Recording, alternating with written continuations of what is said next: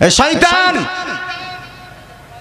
2013 সনে 5 মে শাপলা চত্বরে যখন পাবলিক রে মাদ্রাসার ছাত্রদেরকে আলেমদেরকে পিটানো হয়েছে, পরের দিন সে ফেসবুকে স্ট্যাটাস দিছে জঞ্জাল মুক্ত শাপলা।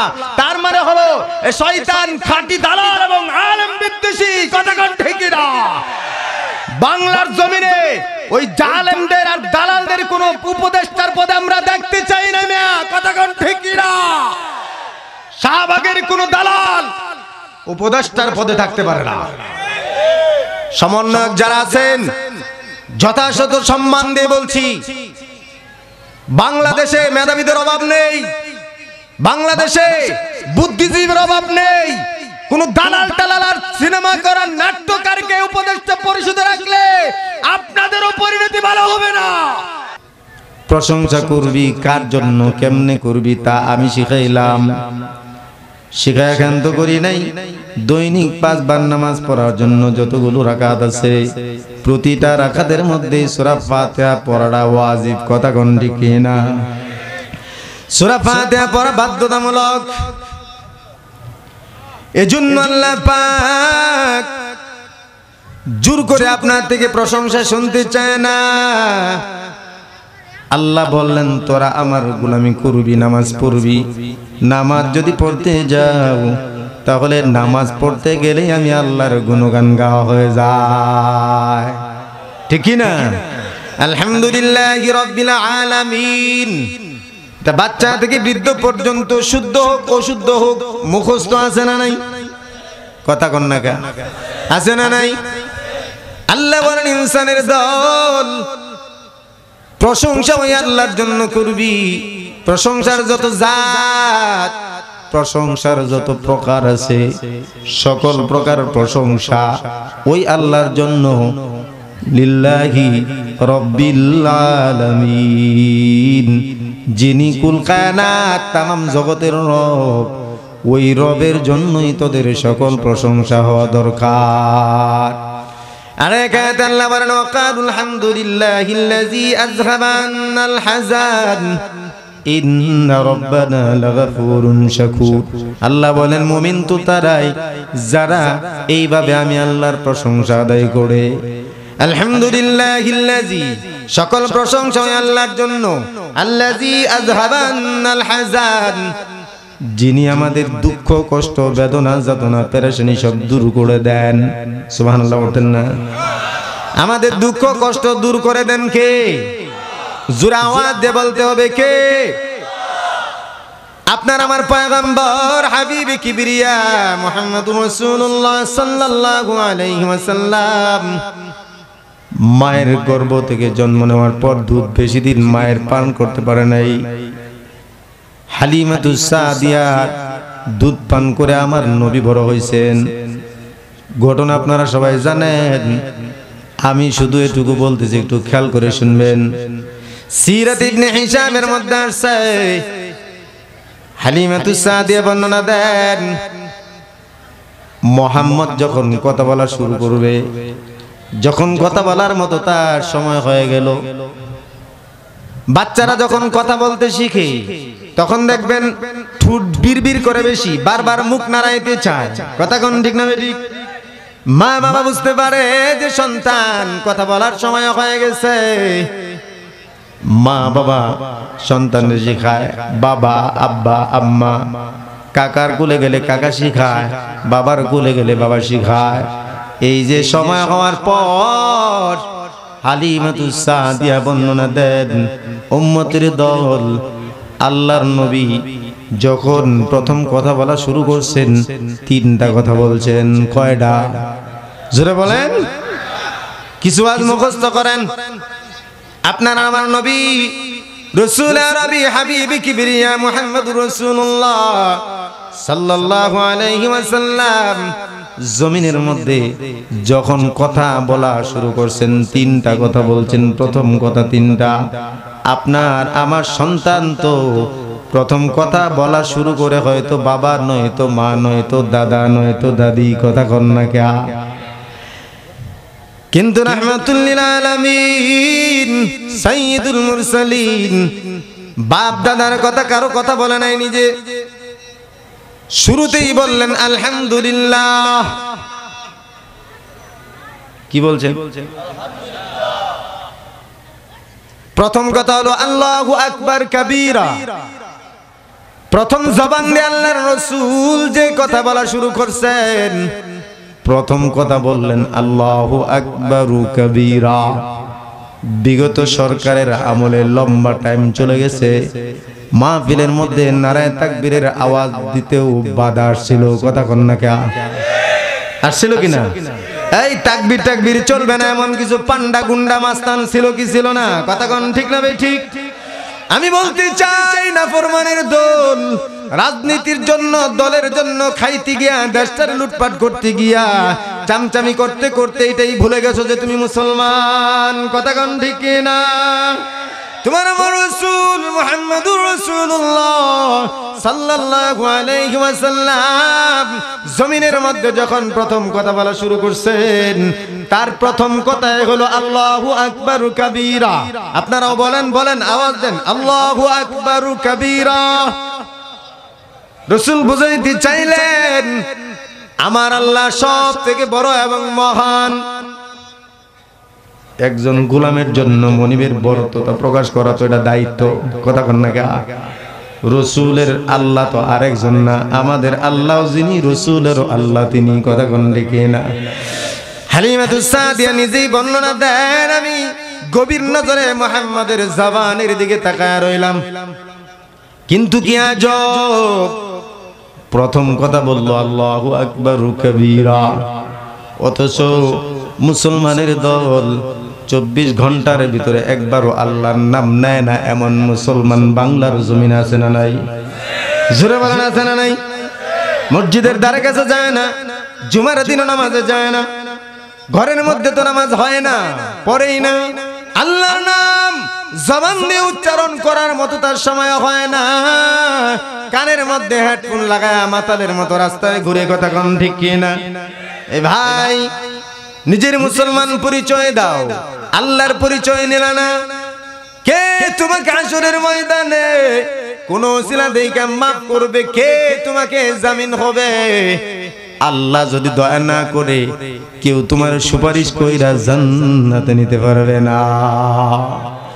এজন্য রবরে ভুলে গেলে চলবে না, আল্লাহ ভুলে গেলে চলবে না, দলের জন্য, নেতার জন্য, ইসলাম ধর্ম ভুলে গেলে চলবে না। কথা কন ঠিক না?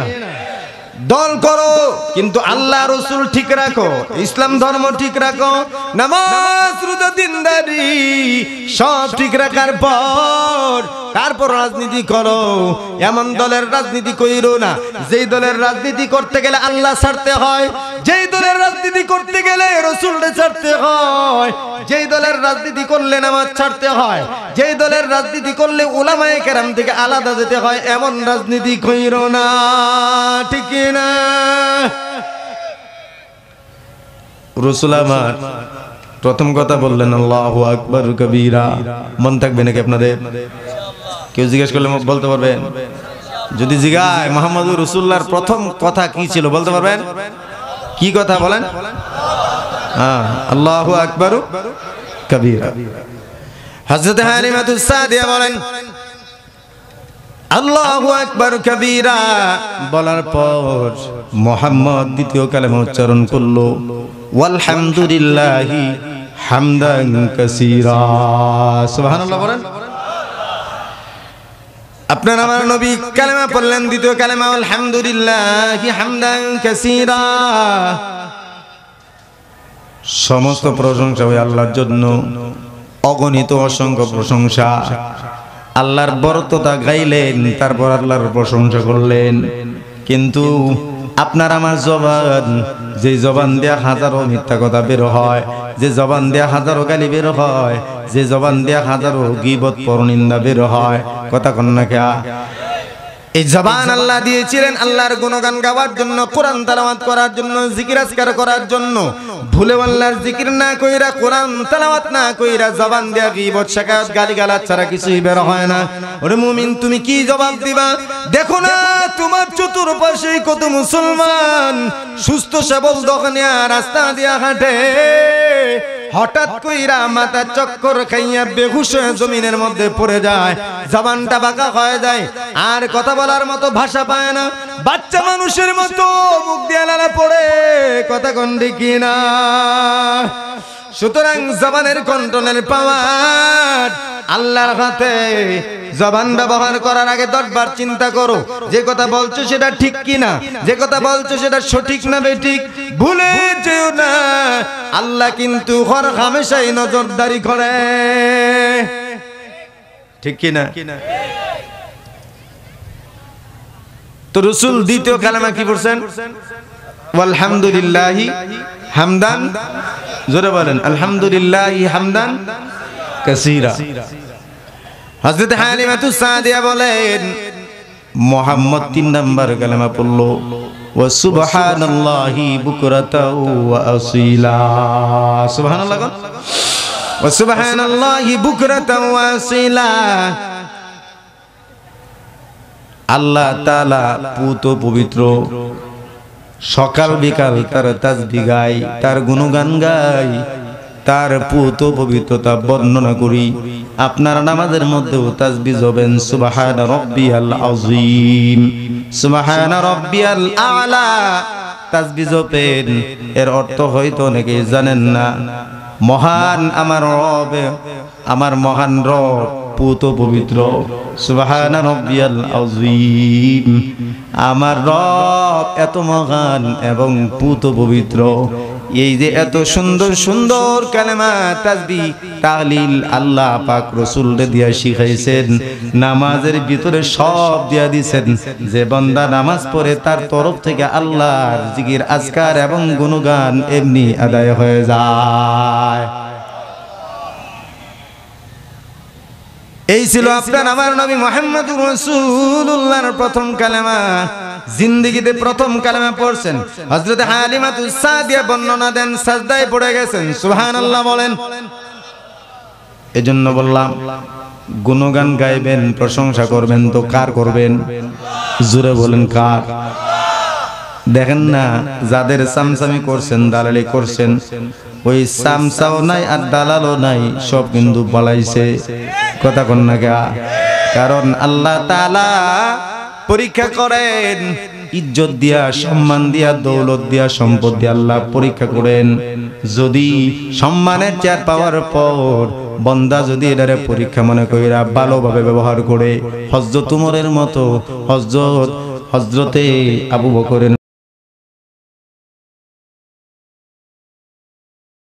মতো, তাহলে সম্মান কমে না, পালাইতে হয় না, বরং কিয়ামত পর্যন্ত স্বর্ণাক্ষরে নাম লেখা থাকে, ঠিক না? আর যদি রাক্ষসের মতো খাইতে খাইতে কারণায় বেগম পাড়া বানাও, সুইস ব্যাংকে টাকা জমাও, পিএসের যদি 400 কোটি টাকা মালিক হয়ে যায়, কথা কোন ঠিক না ঠিক? অথচ শ্রীপুরের মতো একটা মডেল টাউনের মধ্যে রাস্তায় এমন হয়ে গেছে হাঁটাও যায় না, মোটর সাইকেল নেওয়া যায় না, কথা কোন না কেমিয়া? কই গেল পাবলিকের টাকা? এই যে মোবাইলের ট্যাক্স কর, এত কিছু রিকশাওয়ালা, ঠেলাওয়ালা, ভ্যানওয়ালা যত ট্যাক্স দেয়, রাক্ষসের দলের সব খাইয়া বিদেশে জমাইছে, কথা কোন না কা? এই যে অনেকে কয় না, হক কথা বলবো না, এই হক কথা বলবো না, যে রাক্ষস তারে তো রাক্ষসী গুমু, হ্যাঁ, যে দরবেশ তারে দরবেশী গুমু, ঠিক না? ঠিক বলেন। ব্যক্তির পরিচয়। আরেকটা তথ্য দেই আপনাদেরকে, আমাদের সমাজে একটা ভুল মেসেজ আছে, ব্যবহারে বংশের পরিচয়, এমন একটা কথা আছে না? কথা কয় না, আছে না? এই কথাটা ভুল।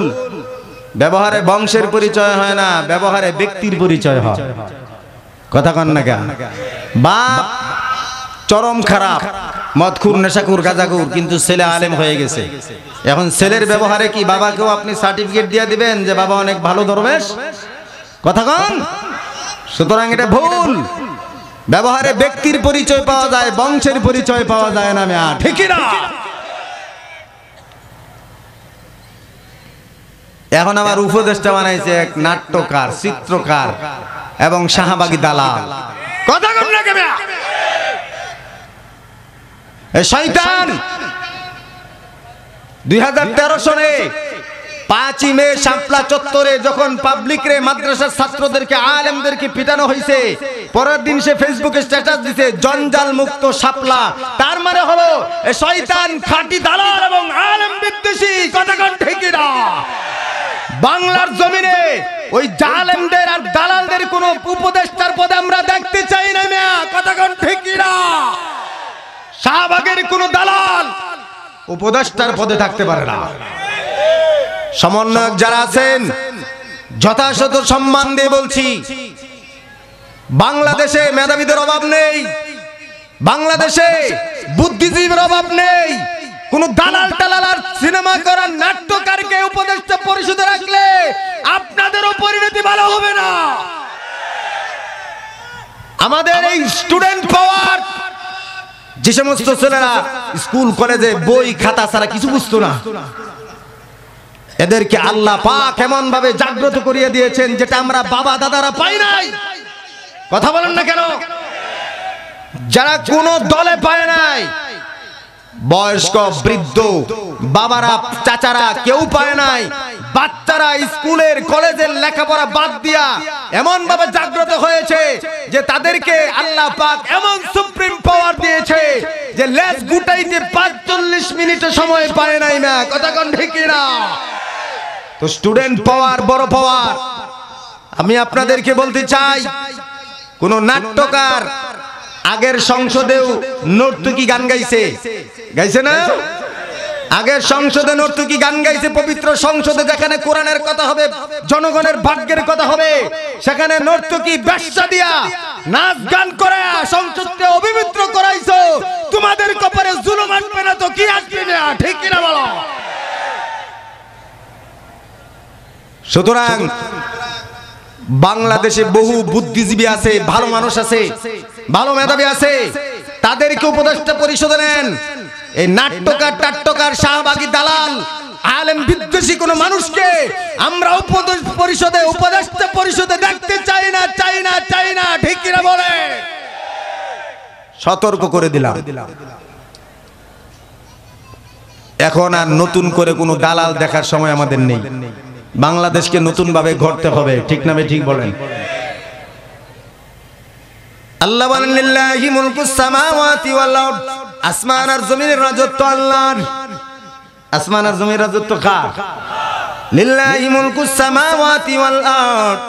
আল্লাহ বলেন আসমান আর জমিনের রাজত্ব আল্লাহর জন্য। ইয়াখলুকু মা ইয়াশা, তিনি যা ইচ্ছা তাই বানান, তিনি যা ইচ্ছা তাই সৃষ্টি করেন। ইয়াখলুকু মা ইয়াশা, আল্লাহ বলেন আল্লাহ যা ইচ্ছা তাই তিনি বানান, তৈরি করেন, সৃষ্টি করেন। ঠিক না বেঠিক? খান যেমন ধরেন এখানে অনেক মানুষ আছেন, কারো নাক উঁচা, কারো নাক বুসা, আছে না নাই? কারো চোখ টানা টানা, কারো চোখ ছোট, কারো চোখ বড়, কারো ঠোঁট মোটা, কারো ঠোঁট চিকন। কথা কন না গা? কারো চেহারা বড় সুন্দর, কেউ লম্বা, কেউ বাচ্চা, একজন আরেকজনের সাথে কখনো মেলানো যায় না। এজন্য আল্লাহ তাআলা বলেন ইয়াখলুকু মা ইয়াশা, আল্লাহ বলেন সে আল্লাহ যা ইচ্ছা যেমন ইচ্ছা তেমন তিনি বানান। সুবহানাল্লাহ বলেন। এটা আল্লাহর কারিগরি। ইয়াহাবু লিমান ইয়াশাউ ইনাসা ওয়া ইয়াহাবু লিমান ইয়াশাউ যুকুর। আর জোরে বলেন আল্লাহু আকবার। আল্লাহ যার ইচ্ছা মেয়ে সন্তান দেয়। কি দেয়? ইয়াহাবু লিমান ইয়াশাউ ইনাসা। আল্লাহ বলেন ওই আল্লাহ যার ইচ্ছা প্রথমে কন্যা সন্তান দেন। ওয়া ইয়াহাবু লিমান ইয়াশাউ যুকুর, এবং যাকে পছন্দ করেন তাকে ছেলে সন্তান দেন। আয়াতে কারীমার মধ্যে আল্লাহ পাক প্রথমে মেয়ে সন্তানের কথা বলছেন। সুবহানাল্লাহ বলেন। জোরে খান। এজন্য রাসূল বলেন যার প্রথম সন্তান মেয়ে হয়, রাসূল বলেন জান্নাতের টিকিট পায়। সুবহানাল্লাহ কয় না? একটা হাদিসও দেখাতে পারবেন না রাসূল বলেছেন যার প্রথম সন্তান হয় ছেলে সে জান্নাতের মালিক। এমন কোন হাদিস রাসূলের জিন্দেগিতে বলে নাই। রাসূল বলেছেন যার প্রথম সন্তান মেয়ে ওই বেটা বেটি হলো জান্নাতের মালিক। আর কিছু কিছু পুরুষ আছে মেয়ে সন্তান হলেই মুখটা আড়ু ভাঙ্গা দেওয়া হয়ে যায়, কথা কন না কা আছে না? এমন কি বাংলার জমিনে এমনও মুসলমান আছে দুইটা তিনটা মেয়ে হওয়ার পর বউরে তালাক দিয়ে দিছে। নজির আছে, মেয়ে হয় বারবার এজন্য বউ তালাক দিয়ে দিছে।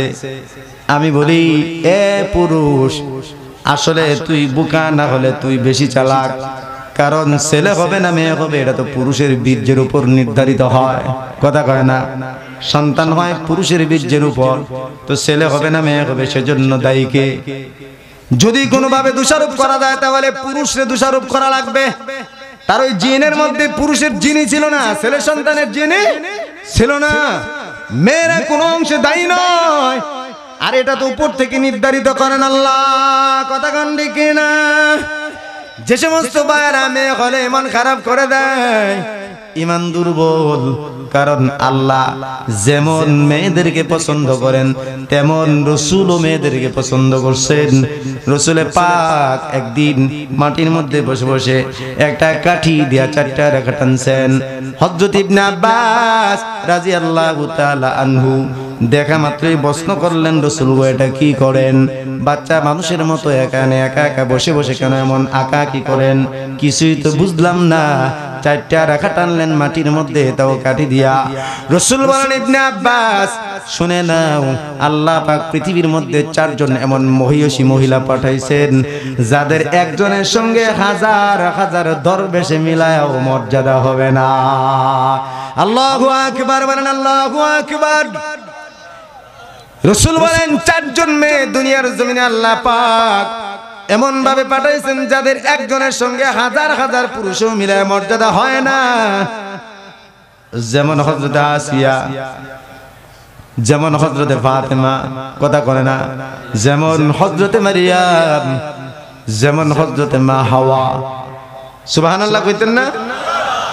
রাবেয়া মুসলিম মতো একজন মহিলার সাথে 1000 পুরুষও কিচ্ছু না মিয়া, কথা কোন ঠিক না ভাই? ঠিক।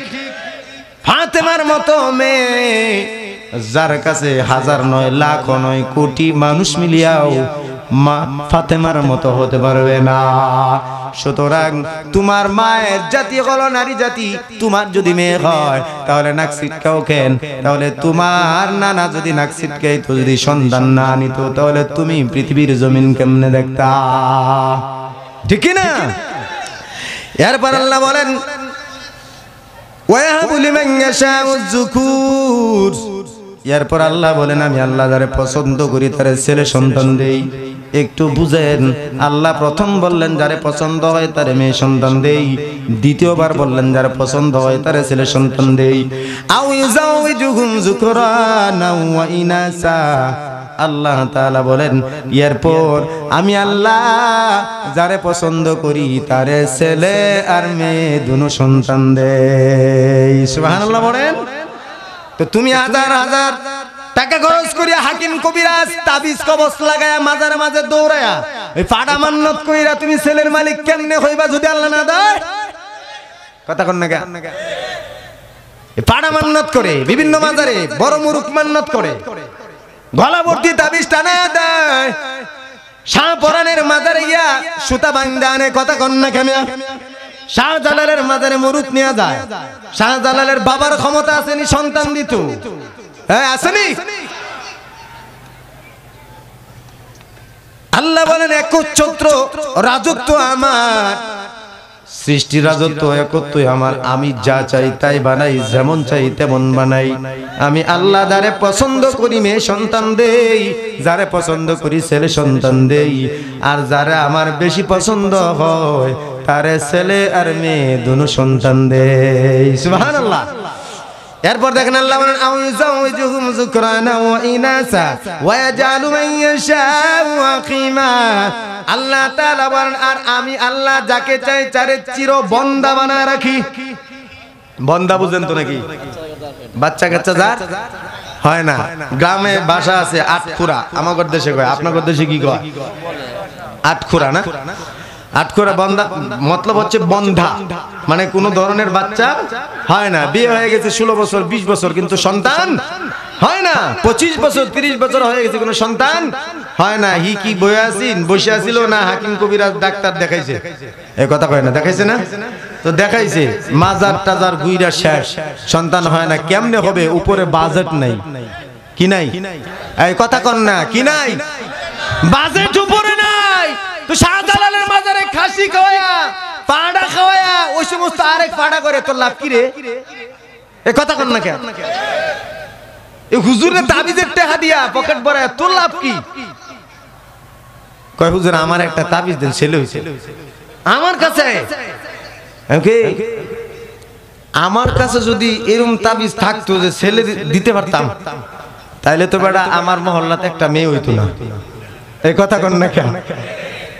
এটা কি সম্ভব? সৃষ্টির একচ্ছত্র অধিপতি হলেন খালেক। কে? সৃষ্টির একচ্ছত্র অধিপতির মালিক হলেন আল্লাহ। উনি যাকে ইচ্ছা যখন ইচ্ছা, আল্লাহ তো হযরত পয়গম্বর ইব্রাহিমকে 82-86 বছরে ছেলে দিয়েছেন। সুবহানাল্লাহ। কত বছর বয়সে? 86 বছর বয়সে ছেলে দিয়েছেন। তো আল্লাহ চাইলে তোর 20 বছর সংসারের পরেও তো ছেলে দিতে পারে, পারে কিনা? 15 বছর পরে তোর সন্তান দিতে পারে। তো শুধু শুধু ওই হাকিম কবিরাজ ডাক্তার দাওয়াখানা, তারপরে কলকাতা হারবাল হামদর্দ, হ্যাঁ, এরপর আরো কত কিছু আছে, তারপরে মাজার টাজার গুইরা টাকা পয়সা নষ্ট করে শেষ বেলায় জিরো। ঠিক কি না? তাওয়াক্কুলটা মজবুত করেন। যা কিছু দেওয়ার মালিক তিনি হলেন আল্লাহ। আল্লাহ যদি চায় তাহলে সন্তান দিবে। এই ইয়াকিন যদি থাকে, 100% এই ইয়াকিন যদি তোমার থাকে, তাহলে তুমি প্রকৃত মুমিন। আর যদি যাররা পরিমাণ ইয়াকিন চলে যায় মাজারে, যাররা পরিমাণ ইয়াকিন চলে যায় কোনো তাবিজে, তাহলে বুঝতে হবে তোমার ঈমানের মধ্যে ভুল আছে। ঠিক কি না? ইন্নাহু আলিমুন কাদির। আল্লাহ কয় তিনি জ্ঞানী এবং শক্তিশালী। আল্লাহ তিনি জ্ঞানী এবং শক্তিশালী। কেন? উনি জানেন তোর কোন সন্তান দরকার। তুই তোমার সন্তান দরকার দৌড়াইতেছো, তুমি বিভিন্ন জায়গায় পেরেশান, তোমার সন্তান দরকার। আল্লাহ জানে কি জানে না? কথা কয় না। তোমার সন্তান দরকার, আল্লাহ জানে কি জানে না? আল্লাহ পাক দোয়া শিখাইছেন, এরে গোলাম তোমার সন্তান দরকার হলে আমার কাছে দোয়া করো। রাব্বানা হাবলানা মিন আজওয়াজিনা ওয়া যুররিয়াতিনা কুররাতা আয়ুনি ওয়াজআলনা লিল মুত্তাকিনা ইমামা। আল্লাহ বলেন, এ গোলামের দল, তোদের সন্তান স্ত্রী যদি নেক চাও তাহলে আমার কাছে দোয়া চাও। আয় আল্লাহ আমারে নেক বিবি দাও, আয় আল্লাহ আমারে নেক সন্তান দাও, এমন সন্তানের এমন নেক স্ত্রী দিও যার দিকে তাকাইলে আমার চক্ষু জোড়ায় যায়। সুবহানাল্লাহ বলেন। তাহলে দোয়া করব সন্তানের দরকার হলে কার কাছে? না শাহজালালের জামু, শাহপরানে, মদন, শম্ভুগঞ্জ, এনায়তপুর, হ্যাঁ আসেনি, চন্দ্রপুরী, 8 রশি, 10 রশি, দেওয়ানবাগি আছে না? কষ্ট হইতেছে আপনাদের ভাইরা আমার? সন্তান আপনি আমি অনেক দোয়া করি, অনেক কান্নাকাটি করি দোয়া সন্তানের জন্য আর সম্পদের জন্য। দেখেন আল্লাহ পাক সূরাতুল মুনাফিকুনের মধ্যে আরেক আয়াতে বলেন, ইন্নামা আমওয়ালুকুম ওয়া আওলাদুকুম ফিতনাহ। ইনসানের দল, তোমাদের জন্য সন্তান আর সম্পদ হলো পরীক্ষার জিনিস। কিসের জিনিস? এটা বাহাদুরি দেখানোর মতো না আমার ছেলে আছে, এটা বাহাদুরির কিছু না। কারণ সন্তান যদি না ফরমান হয়ে যায়, সন্তান যদি খারাপ হয়ে যায়, এই সন্তান তোমার জাহান্নামে যাওয়ার কারণ হয়ে যাবে। ঠিক না?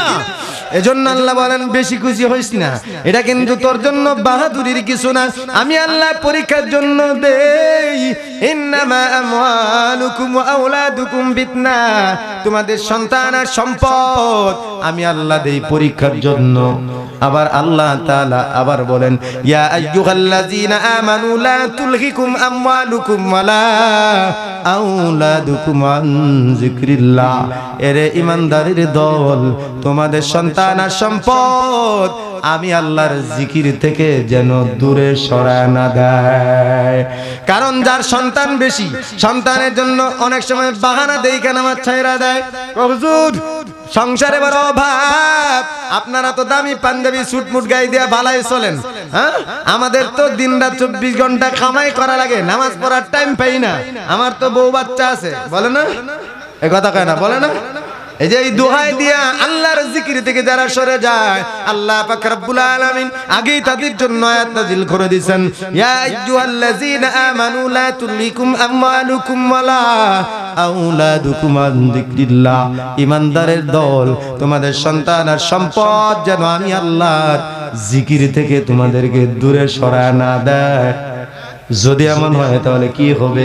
ওমান ইয়াফআল যালিকা ফাউলাইকা হুমুল খাসিরুন। আল্লাহ বলেন যদি এমনটা হয়ে যায় তাহলে তারা ক্ষতিগ্রস্ত হয়ে যাবে, সন্তানের জন্য ক্ষতিগ্রস্ত হয়ে যাবে, সম্পদের জন্য ক্ষতিগ্রস্ত হয়ে যাবে। কেমন ক্ষতিগ্রস্ত? ওই যে জাহান্নামে ধরা খেয়ে যাবে। কারণ সন্তান যদি বদ হয়ে যায়, হাসরের ময়দানে সন্তানের জবাবদিহি তোমার কাছ থেকে আদায় করা হবে। আর যদি সন্তান নেক হয়ে যায়, সন্তানের নামাজ রোজা হজ যাকাত আমলের সওয়াব তোমার আমলনামায় আসবে। নেক সন্তান হলে পড়ে তুমি যখন মারা যাইবা, তোমার কবরের কিনারায় দাঁড়ায় যদি দোয়া করে রব্বির হামহুমা কামা রব্বায়ানি সগীরা, তাহলে সাথে সাথে আল্লাহ পাক তোমার কবরের আযাব মাফ করে দিবে। সুতরাং সন্তান যদি ভালো হয় তাহলে ভালো কপাল, আর যদি খারাপ হয় তাহলে তোমার পুরা কপাল। ঠিক কি না? আগের যুগে তো এমন ছিল যার 5টা ছেলে ছিল, লাডি 5টা, গ্রামগঞ্জে আসছিল না? এই কথাবার্তা কম কইস, আমার 8টা ফুলারে 8টা কুরুলে বাড়িব। তো এই লোকের সাথে মানুষ এসে বেশি ঝগড়া টগড়া করতো না। কি কথা কন না কা? এখন ব্রিটিশরা, পশ্চিমা কালো লাল কুত্তারা আমাদের দেশের শিখাইছে 2টা হলেই ভালো যথেষ্ট, আর 1টা হলে আরো ভালো। এই কথা কয় না? আর আল্লাহ সাবি উল্টাই দিছে। আমার বাপ দাদারা জীবনেও শুনছে না যে 2টা 3টা এক মায়ের সন্তান হয়। এখন যখন এই যে এরকম চাবি মেরে দিছে, তারা 2টার বেশি নেয় না, কেউ 1টা নেই, বন্ধ করে দিছে। আল্লাহ এই জন্য একটার ঘরে 5টা 7টা পর্যন্ত একবারে দিয়া লাগে। এবার কথা কর না কামিয়া, এই বেটা তুই কয়টা বন্ধ করবি রে? আল্লাহ বলেন ওমা কারু ওমা কারাল্লাহ ওয়াল্লাহু খায়রুল মাকিরিন। তোমরা যতই পরিকল্পনা করো, আমি আল্লাহ কিন্তু উত্তম পরিকল্পনাকারী। ঠিক না ভাই? ঠিক বলেন। ফাআলুল লিমা ইউরিদ। আল্লাহ কয় তোরা যা শাস্তা হবে না, আমি আল্লাহ যা চাই তাই হবে। ফেরাউন 90,000 শিশু ছেলে মারলো মুসা আলাইহিস সালাম যাতে জমিনে আসতে না পারে। আল্লাহ পাক চাইলেন মুসা আসবে এবং ফেরাউনের ঘরেই বড় হলো। কথা কন না কা? নমরুদ ছিল পরিকল্পনা মন্ত্রী, ইব্রাহিমের বাবা নমরুদ পরিকল্পনা মন্ত্রী। ছেলে মেয়ে সব টোটাল অফ, কোন সন্তান বন্ধ। তখন কোন সন্তান নেওয়া যায় না। নমরুদে পরিকল্পনা মন্ত্রী বানাচ্ছে ইব্রাহিমের বাবা আজরকে। এই যে ফেরাউন তো একটা সময় দিয়েছিল 1 বছর বন্ধ, আরেক বছর মারতো। কিন্তু নমরুদ এমন সিস্টেম চালু করছে, পয়গম্বর ইব্রাহিমের বাবারে পরিকল্পনা মন্ত্রী বানাইছে। জন্ম নিয়ন্ত্রণ কি আছে না নাই? জন্ম নিয়ন্ত্রণ পরিকল্পনা মন্ত্রী। এখন সন্তান নেওয়া বন্ধ, ছেলে মেয়ে কোনো সন্তান নেওয়া যাবে না। পুরা দেশে এমন ভাবে রেড অ্যালার্ট জারি করে দিছে। আল্লাহ পাক চাইলেন যা তাই হলো। আল্লাহ পাক বলেন সবার দরজা বন্ধ করবি তুই পরিকল্পনা মন্ত্রী, আর তোর ঘরে আমি আল্লাহ পাক আমার পয়গম্বর ইব্রাহিম খলিলে পাঠাইমু। সুবহানাল্লাহ। এই পরিকল্পনা মন্ত্রী আজরের ঘরে আসছে হযরত ইব্রাহিম। সুবহানাল্লাহ। আওয়াজ দিয়ে বলেন সুবহানাল্লাহ। সুতরাং আল্লাহর সাথে পরিকল্পনা করে পার পাওয়া যাবে। তো ভাই আমার, সন্তান আল্লাহ তাআলা দেন পরীক্ষার জন্য। এজন্য সন্তান আপনার যদি নেক সন্তান বানাইতে পারেন, রাসূল হাদিসের মধ্যে ফরমান, হযরত আবু হুরায়রা থেকে হাদিসটা বর্ণিত, মুসলিম শরীফের হাদিস, ইজা মাতাল ইনসানু ইনকাতা আনহু আমালুহু ইল্লা মিন সালাসা ইল্লা মিন সাদাকাতিন আও ইলমিন ইউনতাফাউ বিহি আও ওয়ালাদিন সালিহ। পয়গম্বর ডাক দেওয়ার উম্মতের দল, যখন মানুষ মারা যায় তখন তার সব আমলের দরজাগুলো বন্ধ হয়ে যায়, কিন্তু 3টা আমল বাকি থাকে। এক নাম্বার হলো সদকায়ে জারিয়া। 1 নাম্বার কি? সদকায়ে জারিয়া। 2 নাম্বার এমন এলেম যে এলেম দ্বারা ফায়দা লাভ করা যায়, দ্বীনি এলেম যেমন একজন আলেম আরো হাজারো আলেম বানায়, এই ধারাবাহিকতা কিয়ামত পর্যন্ত চলে। 3 নাম্বার, রাসূল বলেন একটা নেক সন্তান যদি তোমার থাকে, এই নেক সন্তান তুমি চলে যাওয়ার পর জমিনের মধ্যে বিচরণ করবে, নামাজ পড়বে, ভালো কাজ করবে, নেক কাজ করবে, এবং সে যদি আলেম হয়ে যায় আরো হাজারো আলেম বানাবে। এইভাবে আলেমের ধারাবাহিকতা কিয়ামত পর্যন্ত চলবে। তুমি কবরে শুয়ে শুয়ে কিয়ামত পর্যন্ত সওয়াব পেতে থাকবে। জোরে বলেন সুবহানাল্লাহ। এজন্য ভাইরা আমার, একজন নেক সন্তান যদি থাকে যে তার বাবার জানাজা পড়াইতে পারে, তাহলে তার বাবা ধন্য বাবা। মেয়া কথা কোন ঠিক কি না? বাস্তব একটা কথা বলি শুনেন, আমার উস্তাদের মুখে শুনছি। উস্তাদ বলেন এক লোকের 2 ছেলে, এক ছেলে বাহিরে থাকে আমেরিকা, বাবা মারা গেছে, ছেলে আসছে আমেরিকা থেকে, হাতের মধ্যে জায়নামাজ নিয়ে জানাজার নামাজ পড়তে যায়। বুঝেন নাই?